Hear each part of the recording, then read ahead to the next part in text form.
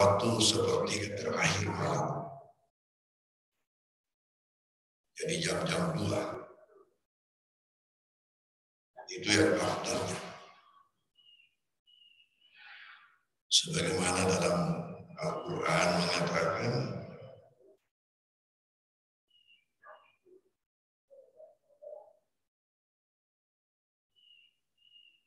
ya ayyuhal muzammil qumil laila illa qalila. Wahai hamba yang berselimut, bangunlah pada waktu malam itu.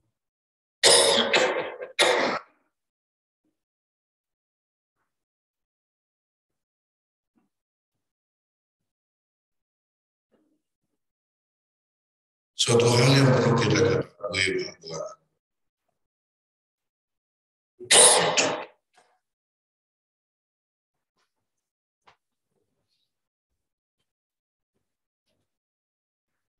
keutamaan ibadah itu ada berbagai aspek, di antaranya karena kesulitannya. Al-ajru ala qadri masyaqqah, pahala sesuai dengan kadar kesulitan. Dan bangun tengah malam termasuk hal yang sulit dilakukan orang. Waktu nyenyak-nyenyaknya tidur. Kecuali memang orang yang sudah terbiasa betul. Sudah terbiasa itu ada metode tertentu. Kapan tiba masanya dia bangun sendiri. Dan orang yang belum terbiasa itu memerlukan perjuangan. Saya ingat ada teman dulu di Kero dari Jakarta.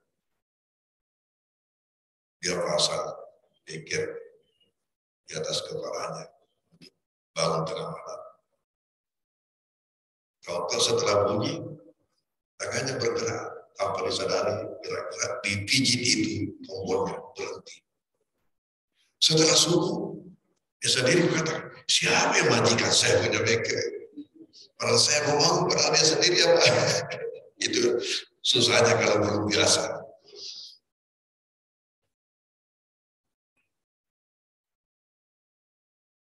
Lalu, di samping kesulitan, ternyata lewat tengah malam itu, Allah mendekat pada hamba. Dalam posisi terdekat Allah pada hamba. Di mana hamba melakukan posisi terdekat sebagai hamba kepada Tuhan. Yaitu ketika salat. Ketika bersujud. Rasulullah dalam salah sebuah hadis mengatakan akrabu ma yakunu abdu minar rabb wa huwa sajid. Posisi paling dekat hamba daripada Tuhan ketika dia bersujud. Sampai dalam hadis itu mengatakan pasir doa, kamu boleh memperbanyak doa ketika sujud. Karena ketika itu posisi hamba paling dekat pada Tuhan. Sementara kalau ini dilakukan pada waktu lewat tengah malam, Rasulullah dalam hadis yang diriwayatkan oleh Imam Tirmizi mengatakan akrabu ma yakunu rabbu minal abdi fi jawfil lail akhir. Posisi paling dekat Tuhan sama hamba yaitu ketika lewat tengah malam. Jadi berarti bertemu dua pendekatan. Pendekatan dari bawah lewat sujudnya dan pendekatan dari atas karena waktunya. Rasulullah mengatakan akrabu ma yakunu rabbu minal abdi. Posisi paling dekat Tuhan sama hamba fi jawfil lail ketika lewat tengah malam. Fa in istata'ta an takuna mimma yadhkurullah fi tilka saat. Jika seandainya kamu mampu untuk termasuk hamba-hamba yang melakukan zikir pada saat itu, fakun engkau lakukan. Hendaklah kamu berada di situ.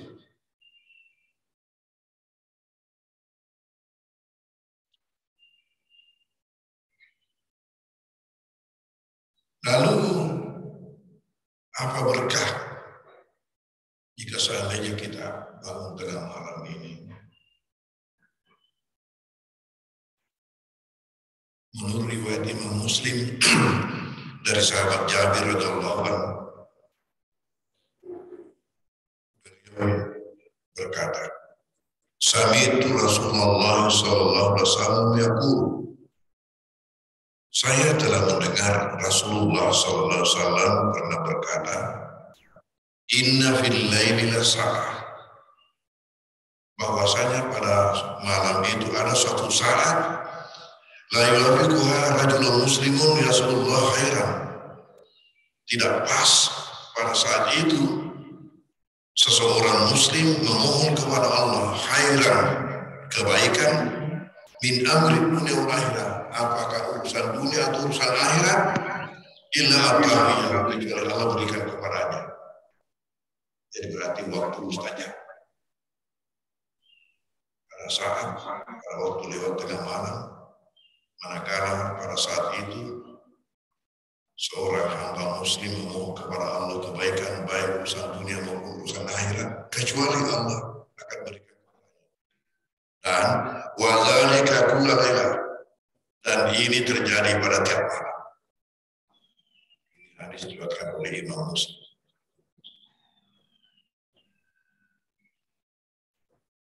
Kemudian yang lainnya,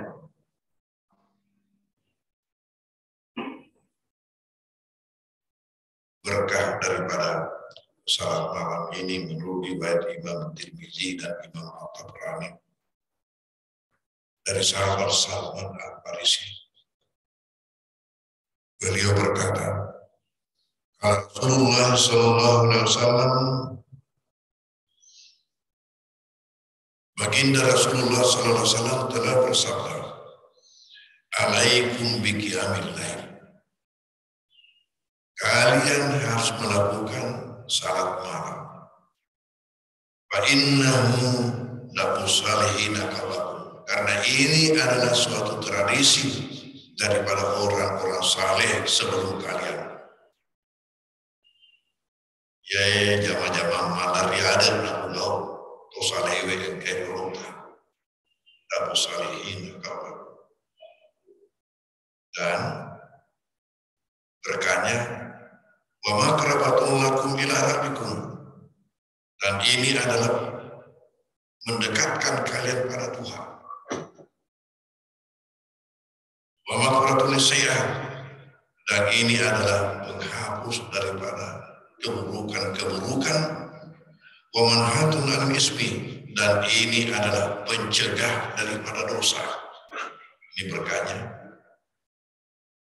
Selain daripada itu, wa matratul lidai al jasad, dan ini termasuk pengusir penyakit daripada tubuh. Ini berkah salat malam.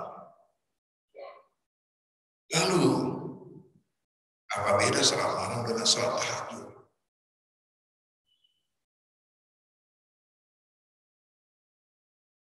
Tadi dalam hadis yang diriwayatkan oleh Imam Tabrani, Nabi mengatakan, "Maka ba'da salatil isya'i fa minal lail." Salat sunat yang kalian lakukan sesudah salat isya itu sudah termasuk salat malam. Lalu salat malam ini kalau dilakukan sesudah tidur itu tahajud namanya. Karena arti tahajud ialah bangun dari tidur. Arti tahajud itu adalah bangun dari tidur. Jadi kalau kita melakukan salat malam sesudah tidur, bangun dari tidur, bernama tahajud. Kalau kita tidak tidur lalu melakukan ini, umpamanya sesudah salat isya langsung kita melakukan salat witir, maka itu hanya masuk salat malam, tapi bukan salat tahajud. Yang tahajudnya ini yang paling afdal karena itu waktunya tadi. Hadirin hadirat, buat sementara sampai di sini bahasan kita, keterangan-keterangan dari Rasulullah sallallahu alaihi wasallam mengenai salat malam dan salat witir ini.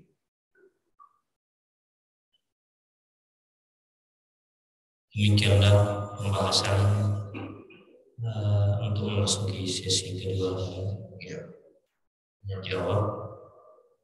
Alhamdulillah sudah dipaparkan oleh kita tentang fadilah sholat tahajud dan witir.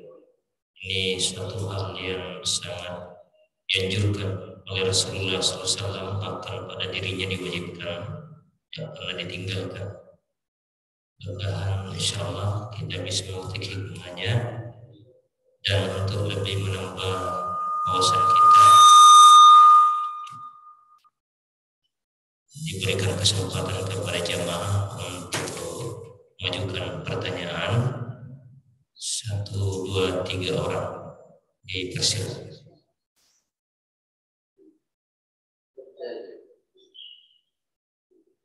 Oh iya, ya, silakan. Baru Pak Dokter.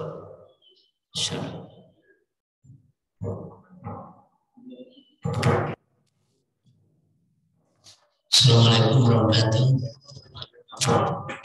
Saya Samatip. Saya kira menarik pembahasan Ustaz mengenai sholat malam, dan tentu apa yang kita sudah pahami bahwa ajakan ini itu dijelaskan di dalam surah Al-Isra, ya. Sholat dan Islam sila wasabilain Al-Quran al-Qadim dan sudah minal laili fatahajjad bihi nafilatan azan iya basakau. Tadi Ustaz jelaskan bahwa sholat malam ini begitu tinggi nilainya sehingga hampir berkait bahwa ini wajib hukumnya. Ya, hampir. Nah, pertanyaan saya, Ustaz, kalau memang seperti ini nilainya sangat tinggi di sisi umat, mengapa sholat 5 waktu ini itu, maksud saya begini, Ustaz, ada di antara satu sholat 5 waktu itu tidak ditempatkan pada posisi sholat tahajud ini? Nah, itu yang pertanyaan pertama. Kalau seperti itu. Kemudian yang kedua, Ustaz, ini mungkin agak keluar sedikit. Ini ada beberapa semacam statement bahwa sholat 5 waktu itu sebenarnya nggak ada di dalam Al-Quran. Dan ini bukan orang sembarangan yang sampaikan. Orang kiai dan punya pengaruh yang luar biasa. Kemudian beberapa, ya termasuk ya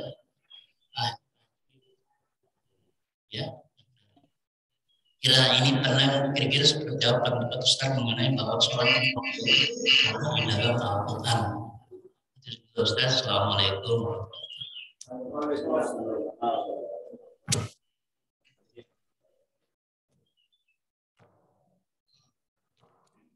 Bismillahirrahmanirrahim. Assalamualaikum warahmatullahi wabarakatuh. Yang saya muliakan Bapak Sumber, moderator, dan saya hormat. Menarik sekali apa yang disampaikan tentang witir dan salat malam. Pertanyaan saya, Ustaz, ini tadi dinyatakan bahwa salat malam walaupun hanya 1 rakaat yang berarti itu witir. Tetapi ada memang juga saya dengar bahwa Nabi itu salat witir sebelum tidur. Ya, lantas bagaimana dengan salat witir ini sebagai penutup dari salat malam? Dan mana yang lebih afdal kalau dua-duanya dilakukan sebelum salat malam? Ya sebelum salat malam dengan sesudah salat malam. Kan biasa dua-duanya juga biasa sedengar itu dilakukan. Mana yang lebih afdal? Yang kedua, ini tentang sujud. Tadi juga sudah nyatakan bahwa banyaklah bersujud, banyaklah berdoa pada sujud. Ada pernah saya dengar bahwa di dalam salat wajib itu tidak dibolehkan untuk berdoa dalam sujud, hanya dalam salat-salat sunat saja. Yang mana ini yang sebenarnya, Ustaz? Terima kasih atas sebelumnya. Assalamualaikum warahmatullahi wabarakatuh. Waalaikumsalam warahmatullahi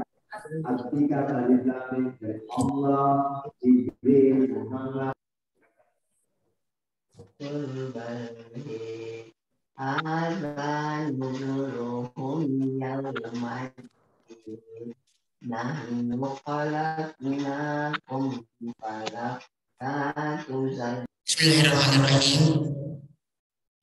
Assalamualaikum warahmatullahi wabarakatuh. Sedang jemaah subuh yang insyaallah kepada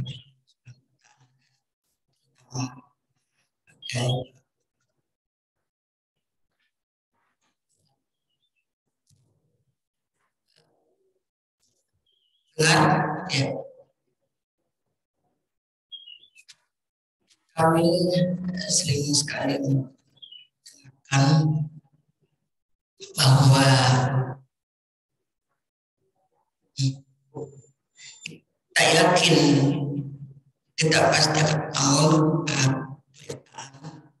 itu lebih afdal daripada kita melaksanakan pada awal. Namun kalau kita tidak yakin, artinya tidak terbiasa, memang harus melakukan witir sebelum tidur. Nah, apakah termasuk tahajud? Jika misalnya selesai salat Isya tidak tidur sampai jam 9 atau 10, harus mengatakan ceklete mata, yang mungkin jam 8 tidur, jam 9 bangun, apakah itu dapat dikategorikan sebagai salat tahajud? Karena setelah saya tidur.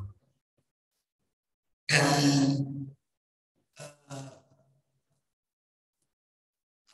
kami yang selalu lakukan, yaitu kami terjemahkan seperti malam itu jam 3. Jadi selalu rutin kami lakukan jam 3.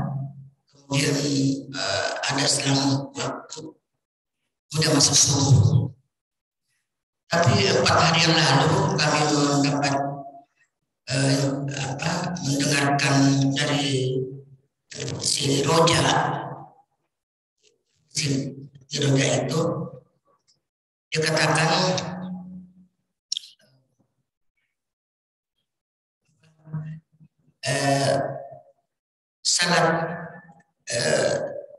salat tahajud itu,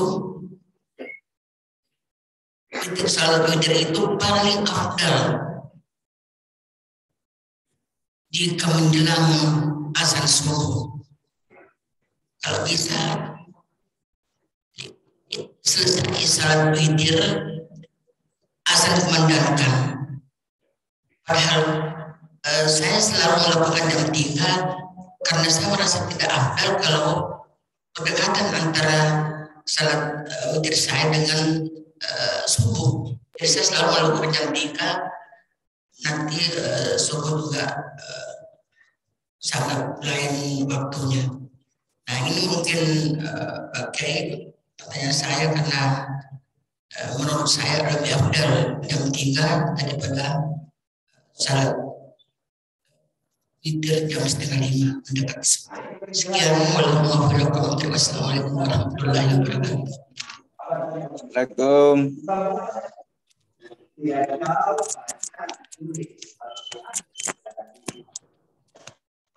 Assalamualaikum. Bisa satu dari Zoom.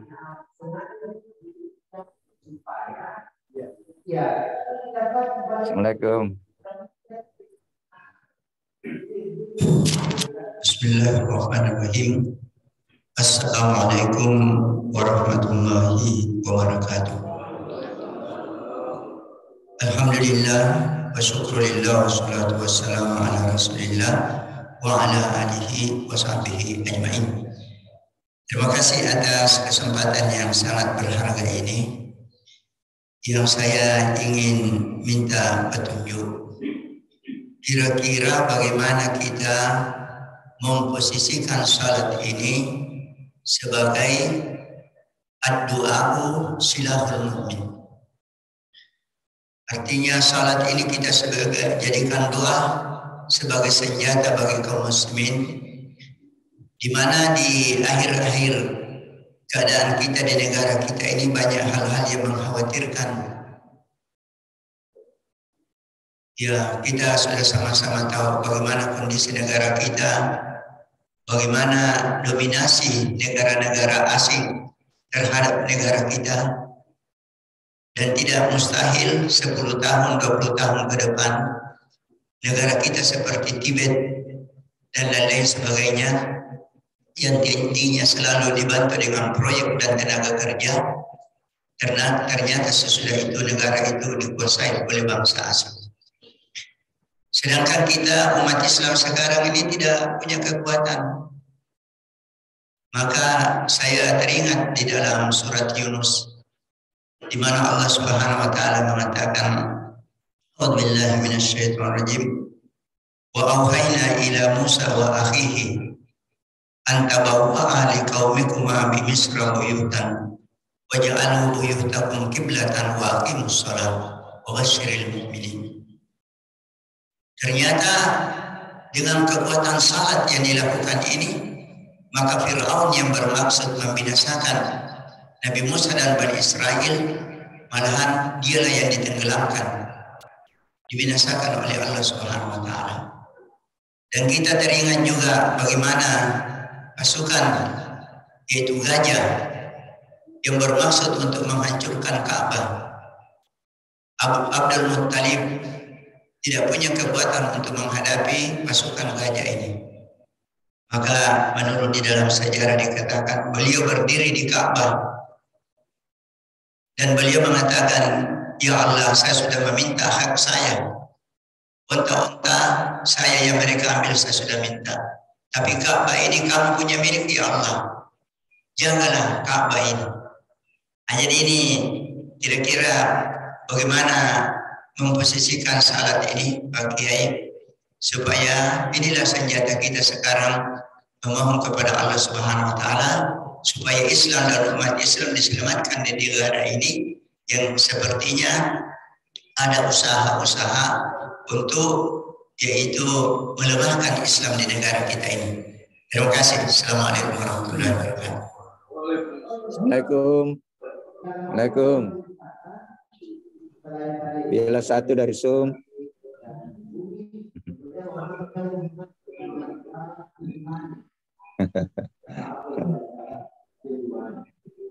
Assalamualaikum.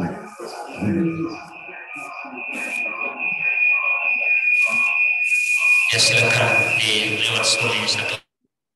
Iya. Assalamualaikum warahmatullahi wabarakatuh. Pak Kiai yang kita sama-sama muliakan, saya hanya mungkin memberikan sedikit penguatan ya dari pengalaman pembelajaran saya bahwa betapa agama kita ini memberikan pilihan-pemilihan untuk mendekat dan merebut kemuliaan di sisi Allah. Nah, setiap amalan-amalan wajib itu ada sunnahnya. Salat ada sunnahnya, puasa ada sunnahnya. Dan rupanya setelah saya merenung, sunnah inilah sebenarnya untuk menguji keikhlasan kita. Untuk menguji ibadah kita, apakah masih terikat dengan kewajiban atau ibadah itu kita sudah anggap sebagai suatu kebutuhan. Nah, subhanallah, Allahu Akbar, salah satunya ini tawaran salat tahajud. Satu-satunya salat sunnah yang langsung Allah menjanjikan ganjaran adalah salat tahajud. Tadi yang sudah dibacakan ayatnya itu salah seorang jemaah, ini luar biasa. Jadi sekali lagi bahwa setiap amalan wajib ada sunnahnya. Rebutlah pendekatan ya dalam tanda petik untuk mengoptimalkan yang sunnah, itulah jalan untuk kita beda mungkin ya dengan yang lain. Mungkin beda cara berpikir, beda cara bersikap, beda cara bertindak karena terpandu dengan berkah dari amalan-amalan sunnah. Jadi saya kira hanya itu Pak Kiai. Tadi sudah dijelaskan bedanya salat malam dengan tahajud. Ini luar biasa sekali lagi. Mari di bulan Rajab ini, bahwa salat itu mi'ratnya orang mukmin. Mari latih-latih diri kalau memang belum dilaksanakan. Latih untuk mengoptimalkan sunnah. Saya kira hanya itu Pak Kiai. Assalamualaikum warahmatullahi wabarakatuh.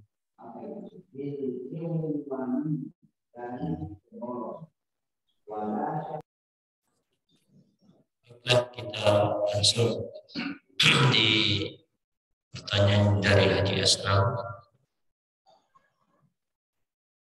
Mengapa sholat 5 waktu itu tidak ada di dalam Al-Quran?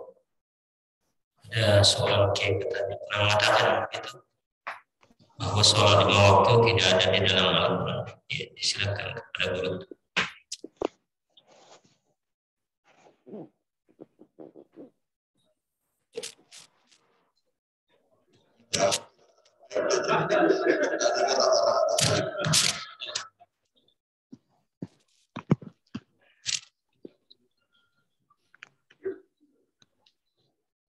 Yang bertanya itu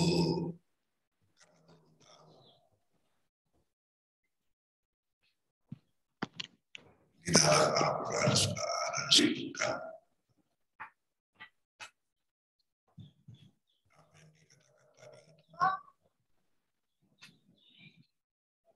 dalam ayat yang dibacakan tadi, di situ ulama memahami.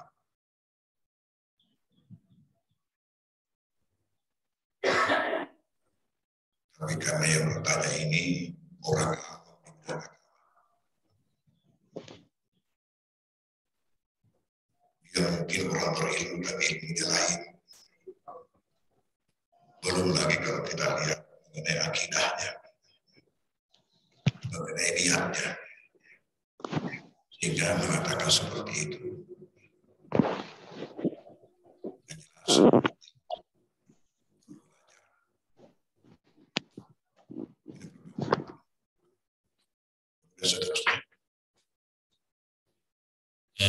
Bagaimana seperti sholat ini di sisi umat 5 waktu itu adalah Allah mengangkat. Kemudian apa kelebihan dari sholat tahajud ini dibandingkan sholat 5 waktu?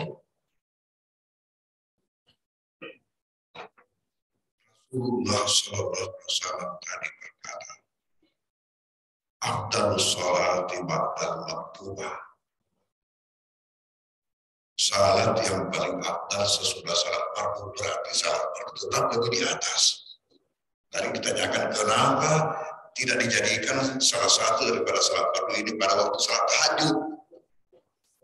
Sedemikian rupa mulianya kita dengarkan itu keutamaan salat tahajud. Kenapa?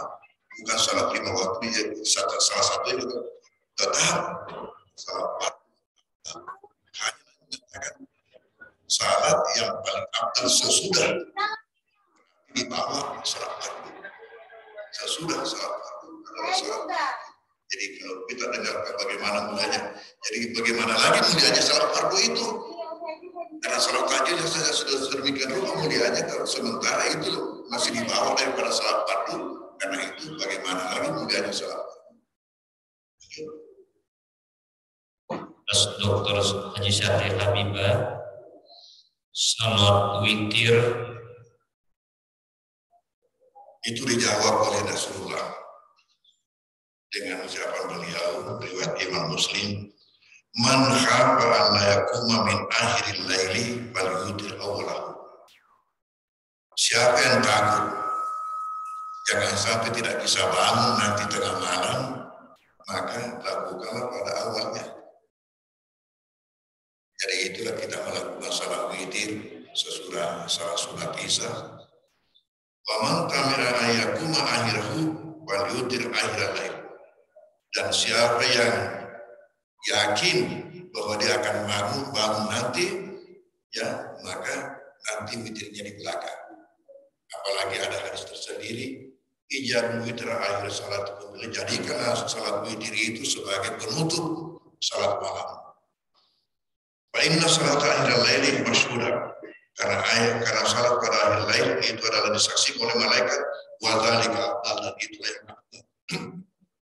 Jadi afdal dilakukan seperti itu, menjadi penutup daripada salat malam. Tapi kalau kita khawatir, kata Nabi, jangan sampai tidak bisa bangun, ya.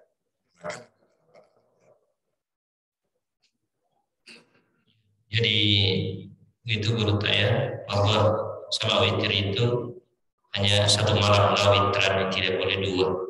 Kalau dikerjakan di awal tidak bisa sendiri lagi. Lawitran pilihlah, tidak ada dua witir dalam satu malam. Yang selanjutnya adalah sujud sholat ketika sholat wajib, sujud terakhir. Apa dibolehkan berdoa atau tidak ketika waktu mengenai doa pada waktu sujud? Tadi dianggap atau dikira bahwa tidak boleh berdoa pada waktu salat sujud. Yang dilarang itu membaca ayat pada waktu ruku atau pada waktu sujud, bukan berdoa. Yang dilarang oleh Nabi membaca ayat pada waktu ruku atau pada waktu sujud. Tapi pada waktu sujud justru Nabi menganjurkan. Ketika mengatakan akrabul abdu mirabi, bahwasanya posisi paling dekat hamba pada Tuhannya ketika sujud, mana ada mengatakan maksud doa, perbanyak doa di situ.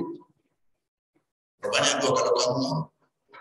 Pada waktu sujud, karena di situ posisi paling dekat hamba dengan pada Tuhannya. termasuk salawat. Iya, termasuk. Hanya ada lagi peringatan pada imam. Pada imam. Nabi mengatakan siapa yang mengimami orang banyak hendaklah mengkondisikan. Jangan karena dia hafal banyak lalu dia panjang bacaannya dan sebagainya. Sehingga sahabat yang dicintai sendiri Rasulullah, yaitu Muaz bin Jabal, pernah dimarahi oleh Baginda. Karena pada waktu suatu malam dia salat isya panjang bacaannya, sementara ada jamaah yang perlu menjaga tubuhnya, sehingga dia mufarak, dia berpisah dari imam, menyelesaikan sendiri, cepat menyelesaikan salatnya, lalu pergi melapor ke Nabi. Nah, ini Muaz, apa merasa? Dan Nabi meraih Muaz itu. Jangan kalau memimpin jamaah, kondisikan. Kata Nabi, karena di situ ada orang tua, ada orang lemah, ada orang sakit, ada orang punya hajat. Jadi bagaimana yang sedang-sedang itu yang kita lakukan. Ya. Jadi tetap boleh baca doa malam. Bacaan-bacaan yang dibaca Nabi pada waktu ruku dan pada waktu sujud bukan hanya satu macam. Bukan hanya satu macam. Itu yang kita hafal, itulah yang masyhur dan dianjurkan oleh Nabi. Tapi selain daripada itu kita ketemukan banyak yang lainnya yang dibaca oleh Nabi pada waktu ruku dan pada waktu sujud. Hanya Nabi melarang baca ayat itu tadi. Jum Masrullah, apakah termasuk sholat tahajud ketika kita tidur jam 8? Ya. Bangun jam 9. Jam 9. Cakap ledek mati. Ya, apakah masuk salat tahajud atau salat malam itu bukan persoalan. Tapi yang menjadi masalah yang afdalnya itu setelah lewat tengah malam, yang afdalnya setelah lewat tengah malam. Ya kita lakukan ini oke, tidak jadi masalah. Karena walaupun tidak tidur juga boleh kita lakukan. Hanya ya afdalnya pada waktu lewat tengah malam dan sesuatu. Wa minal laili fatahajjat bihi nafilatan lak. Selanjutnya sepertiga malam itu apakah termasuk jam 3? Iya, karena ada pendapat mengatakan itu yang afdalnya disambung dengan itu salat subuhnya, artinya mendekati salat subuh. Ya itu pemahaman dia. Tidak ada keterangan dari Rasulullah bahwa yang afdalnya itu bersambung dengan salat subuh, tidak ada. Ya, tidak ada keterangan dari Rasulullah. Ketika hadis mengatakan ya akhir malam, itulah dipaham seperti itu. Akhir malam itu ketika mendekati salat subuh. Ya. Nabi tadi mengatakan inna bil laili, bahwasanya ada satu saat pada waktu malam, ya, di mana ulama umumnya mengatakan itu setelah lewat tengah malam, sudah masuk waktunya. Yang selanjutnya, apakah witir paling afdal yang mendekati dengan waktu subuh? Ya itulah tadi ya. Kemudian selanjutnya terakhir Ustaz, oke saya. Ini yang diharapkan oleh Ustaz kita ini karena relevansinya dengan yang disampaikan tadi oleh Biralam. Biralam meminta kita perlu berbanyak sunnah untuk mendekatkan diri lebih dekat pada Tuhan, ialah dengan memperbanyak sunnah. Allah di dalam hadis kursi ada mengatakan,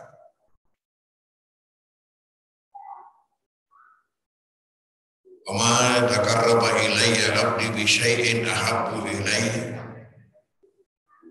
ilayya mimma aftartu alaihi." Tidaklah hambaku melakukan takarrub, melakukan pendekatan diri kepadaku yang lebih saya cintai daripada apa-apa yang saya wajibkan kepadanya. Jadi takarrub yang pertama hamba kepada Tuhan ialah dengan memperbaiki semua yang wajib-wajib kita lakukan. Kemudian langkah berikutnya, wala yazalu abdi yataqarrabu ilayya binawafili hatta uhibbah. Dan senantiasa hambaku melakukan takarrub kepadaku dengan sunnah-sunnah sampai saya mencintainya, saya mengasihinya. Jadi pintu atau jalan untuk mendapatkan kecintaan Allah ialah memperbanyak sunat. Memperbanyak sunat. Dan bagaimana kalau saya telah mencintainya? Apabila saya telah mencintai hambaku itu, kuntu sam'ahu alladhi yasma'u bihi, sayalah yang menjadi pendengaran yang ia pakai mendengar, wa basarahu allati yubsir biha, dan saya menjadi penglihatan yang ia pakai melihat, wa yadahu allati yabtisu biha, dan saya menjadi tangan yang ia pakai berpegang, wa rijlahu allati yamshi biha, dan saya menjadi kaki yang ia pakai berjalan.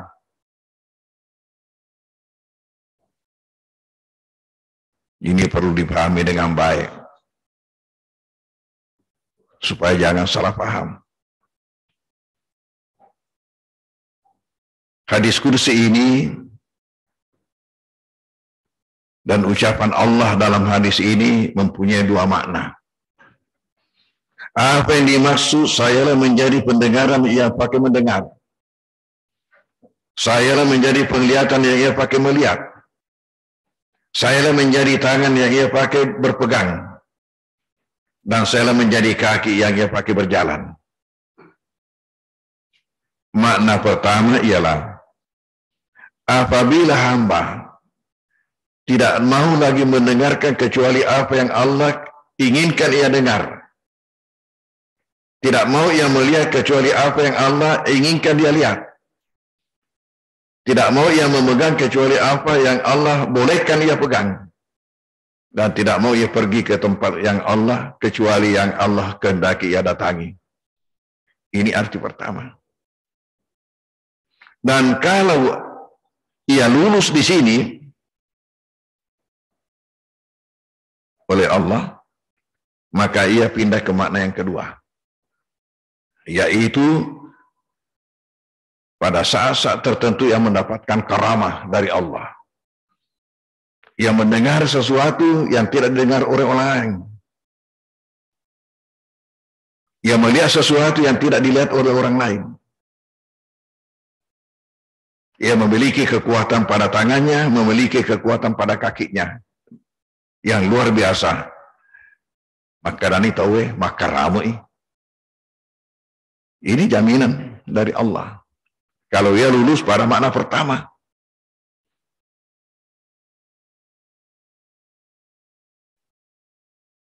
Dan kalau memang orang mengikuti ini, maka tidak ada lagi korupsi. Tidak ada lagi korupsi. Karena tidak mau memegang kecuali Allah apa yang kehendaki dia pegang. Tidak mau melihat kecuali apa yang Allah kehendaki dia lihat.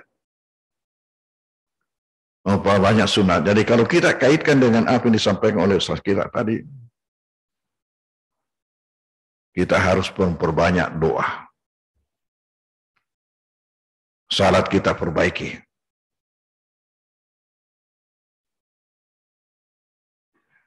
Kalau kita melihat kondisi kita sekarang, saya berkata, samana sedih perlu doa ni bau ngelo wangi dia. Karena orang-orang yang kita percaya sepertinya tidak berdaya menghadapi situasi sekarang. Kalau memang seperti itu, ya kita perlu menghadap langsung. Memohon kepadanya, karena kapan dia mau, kita ingat pada tahun 65, Teputo rencana biasa PKI tahun 65, dia gagal, nak kuasa menetu. Sampai ada angkatan kelima dan sebagainya, kegerwadinan, kagana. Ya. Tapi dia pandangan fala Allah Ta'ala gagal. Ini kita perbaiki salat, perbanyak doa. Mana dalam menghadapi corona ini, ya sepertinya ini ada membaca yang lain. Bahwa corona ini lebih berat tendensi politiknya dan tendensi bisnisnya. Itu yang kita baca. Kita dilarang berkerumun, tapi Jokowi sendiri tidak apa-apa berkerumun dengan banyak orang. Berarti sesuatu dibuat-buat. Kalau memang dikatakan ada penyakit, adilnya itu ada komparasi, ada perbandingan dengan penyakit yang lain. Mana yang lebih banyak korbannya? Apakah ini lebih banyak korbannya atau ada penyakit lain yang lebih banyak korbannya tapi kita tidak catat? Karena kita mau besar-besarkan ini. Karena ada tendensi yang lain. Ini kita baca seperti itu. Ya. Ini kita berdoa. Saya punya khutbah sekarang ini hanya menjurus bagaimana petunjuk Al-Quran di dalam memilih pemimpin. Itu bagaimana petunjuk Al-Quran. Saya bacakan saja ayat, hanya 2 ayat yang saya bacakan. Mengingatkan kita semua supaya dalam memilih pemimpin betul-betul ya jangan orang lain dan jangan orang munafik yang kita pilih. Betul-betul muslim yang benar yang kita pilih sebagai pemimpin. Ya ini sudah ya sekarang kita sudah baca itu situasinya. Ya, buat kita ini lapis bawah hanya perbanyak doa. Ya, salat kita perbaiki sebagaimana dianjurkan tadi, bagaimana salat ini kita jadikan sarana untuk lebih mendekatkan diri kepada Tuhan dan meminta kepadanya. Ya, untuk menyelamatkan bangsa ini ke depan. Karena betul yang kita ramalkan itu. Kalau ini betul-betul terjadi, ya mungkin itu dalam 10 tahun ini kita dijajah orang lain. Kita dijajah orang lain. Padahal ya kita menghitung kita adalah manusia mayoritas. Memang kekalahan kita di Indonesia dibanding dengan di Malaysia. Di Malaysia itu hampir-hampir berimbang orang Melayu dengan orang Cina. Hampir-hampir berimbang. Tapi mereka berhasil menetapkan di dalam undang-undang dasarnya bahwa Islam itu adalah agama negara. Begitu disebutkan, Islam adalah agama negara. Sehingga yang diurus oleh negara adalah agama Islam. Agama yang lain diurus oleh umatnya masing-masing. Kita di Indonesia sudah mayoritas tapi tidak sempat meletakkan seperti itu. Ya, kita hanya mengatakan Indonesia adalah ya negara atau negeri yang muslimnya terbesar di dunia. Muslimnya terbesar di dunia. Ya, tapi orangnya, tapi konsepnya tidak ada. Kita kalah sama orang lain. Kita perlu perbanyak doa. Saya kira demikian. Alhamdulillah. Demikian. Ada terakhir doa salat witir. Baik. Sesudah kita salat witir, ini saya lihat yang biasa dibaca imam-imam kita itu sesudah salat witir, itu bukan dari Nabi.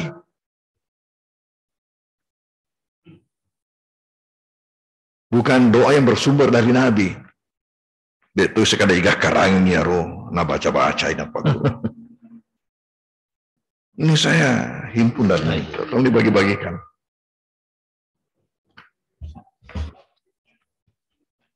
Ibu-ibu di bawah, di belakang. Saya. Ya itu ibu. Ya sama. Ya. Saya juga Pak Kiai. Ya. Di sisi kanan. Ya. Iya.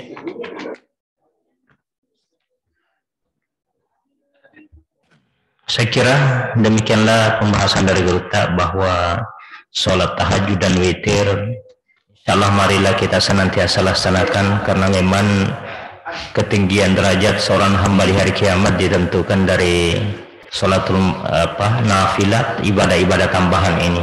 Sebagaimana Nabi, man ahya sunnati faqad ahabbani, man ahabbani kana ma'i fil jannah. Kalau umatku suka dan senang menghidupkan sunnahku, faqad ahabbani, sesungguhnya dia cinta kepada saya dan bisa cinta kepada saya kana ma'i fil jannah. Dengan ini kita membuat takarrub kepada Allah, sunnah-sunnah terhindar dari maksiat, ada karomah, banyak doa dan sholat diperbaiki dengan kualitas berjamaah. Ini mudah-mudahan ada manfaatnya dan barokahnya yang disampaikan kepada kita semuanya. Kita mampu merealisasikan dan aplikasikan, manifestasikan dalam kehidupan sehari-hari, karena memang sholatlah merupakan amal yang paling pertama ditanya Allah di hari kiamat. Maka seyogianya kita hidup di dunia yang singkat ini, sekalinya kita hidup, tidak pernah dua kali, kita umat Islam wajib menjaga sholat kita dengan baik, terutama sholat berjamaah. Sekian dan terima kasih kepada Guru Tak atas kesediaannya. Baru saja perjalanan dari Kalimantan, alhamdulillah masih sempat hadir lagi di tempat kita nih, alhamdulillah. Untuk menutup acara ini kepada Guru Tak disilakan untuk membacakan doa. Al-Fatihah. Fatihah. A'udzubillahi minasyaitonir rajim. Bismillahirrahmanirrahim. Alhamdulillahirabbil alamin. Arrahmanirrahim. Maliki yaumiddin.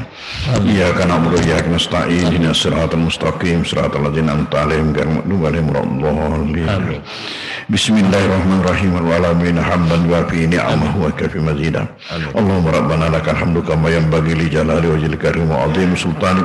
Wa sallallahu ala sayyidina wa habibina wa syafiina maulana Muhammadin nabiyil mab'us rahmatan lil alamin. Wa ala alihi wa sahbihi wa tabi'in wa bi ihsan ila yaumil. Allahumma ja'al jam'ana hadza jam'an mubaraka wa hunna ba'dahu tafarruqan marhuman ma'suma. Allahumma la tara fi maqamina hadza dhanban illa ghafartan wa la hamman illa farajatan wa la hajatan min hawaijiduna wa fi miridak illa qadara wa rabbal alamin. Wa sallallahu ala sayyidina Muhammad wa alihi wa sallam walhamdulillahi rabbil alamin. Marilah kita sama-sama membaca hamdalah, alhamdulillah, subhanakallah wa hamdik, asyhadu an la ilaha illa anta astaghfiruka wa atubu ilaik. Wa akhiru kalam, wallahu muwaffiq ila aqwamit thoriq, wallahu wali taufiq wal hidayah. Assalamualaikum warahmatullahi wabarakatuh.